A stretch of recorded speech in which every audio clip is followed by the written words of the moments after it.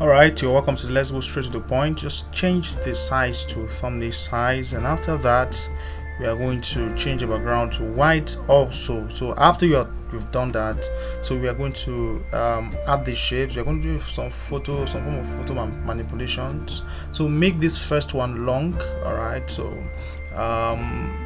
where is the radius? Let's increase the radius a little bit. I think 5% is okay.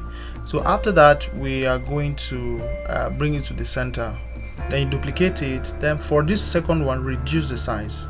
All right, position it at the center horizontally as well. Take it a little bit closer, and then you duplicate it again.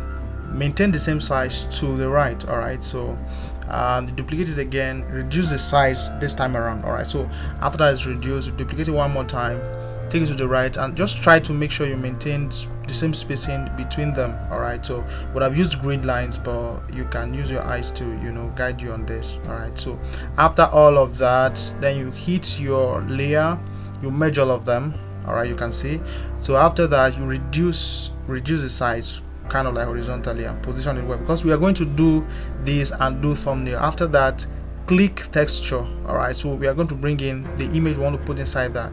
Now if you don't put it very well, you can see how that appeared. It's going to really appear not at the center. So you are going to crop it, crop the main side and put it by the side. All right, so that you can scale it to fit in. Can you see what's happening here? All right, so I've scaled it and you can see that it's at the center now. So just make sure you follow it this way.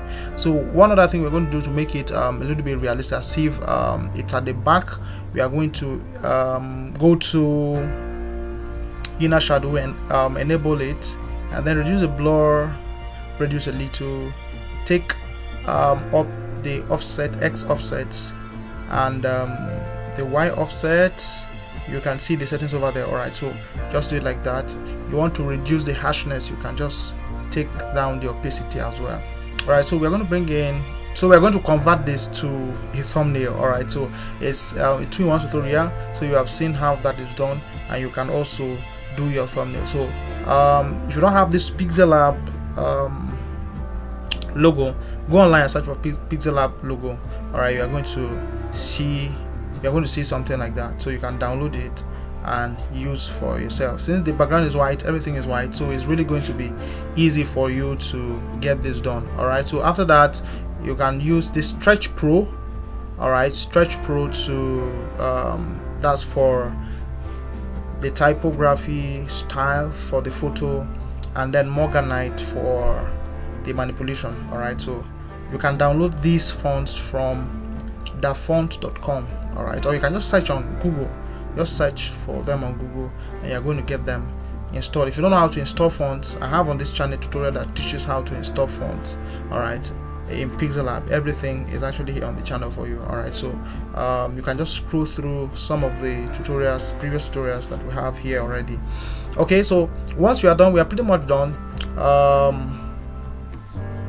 So what we are going to do to that, you're going to bring it up, add what's it called, stroke to it, bring it up, white stroke, so it's going to give a kind of vibe to that text over there, so that it comes on this manipulation.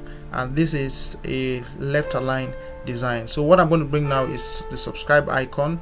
You can also type this on Google. All right, so I want to train you to know how to get resources for yourself. Now if you don't know how to get resources for yourself, watch this video that is hovering around your screen. It's going to show you where you can get PNG resources. All right, so I'm saying that because I may not load some of these resources for today's tutorial. All right, so you can see, make sure you type this at Chris Graphix tutorials for your own challenge and for your post. All right, so but you can use your own image in the image manipulation part. Do you understand my point? So make this exact thumbnail with exact font. All right, we are done. Thanks for watching. See you.